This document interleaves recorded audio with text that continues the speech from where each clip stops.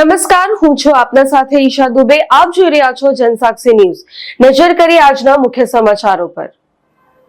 માંગરોળ તાલુકા પંચાયત કચેરી ખાતે જીવી ઇલેક્ટ્રિકલ દ્વારા આઈટીઆઈ વાયરમેન થયેલા 9 યુવાનો માટે ભરતી માટેનું આયોજન કરાયું। માંગરોળ તાલુકા પંચાયત કચેરી ખાતે માંગરોળ તાલુકાના તેમજ આજુબાજુના વિસ્તારના આઈટીઆઈ વાયરમેન થયેલા 9 યુવાનો માટે ડીજીવીસીએલ દ્વારા ફોલ્ટ રેક્ટિફિકેશન ઝડપથી થાય તે માટે જીવી ઇલેક્ટ્રિકલને એફઆરટીનો કોન્ટ્રાક્ટ આપવામાં આવેલ, જે અંતર્ગત દરેક પેટા ભાગ્ય કચેરીમાં શિફ્ટ માણસોની જરૂરી હોવાથી જીવી ઇલેક્ટ્રિકલ દ્વારા માંગરોળ તાલુકાના તેમજ આજુબાજુના વિસ્તારના આઈટીઆઈ વાયરમેન થયેલા 9 યુવાનો માટે ભરતી માટે માંગરોળ તાલુકા પંચાયત કચેરી ખાતે ભેગા થયેલા હતા। આ કાર્યક્રમ માંગરોળના ધારાસભ્ય પૂર્વ કેબિનેટ મંત્રી ગણપતસિંહ વસાવાની અધ્યક્ષતામાં રાખવામાં આવેલ હતો। તેઓની સાથે માંગરોળ વિધાનસભાના સંયોજક દીપકભાઈ વસાવા, ડીજીવીસીએલ ટીમના એચઆર મોદી, ચંદુભાઈ વસાવા, વાયરમેન થયેલા 9 યુવાનો હાજર રહ્યા હતા।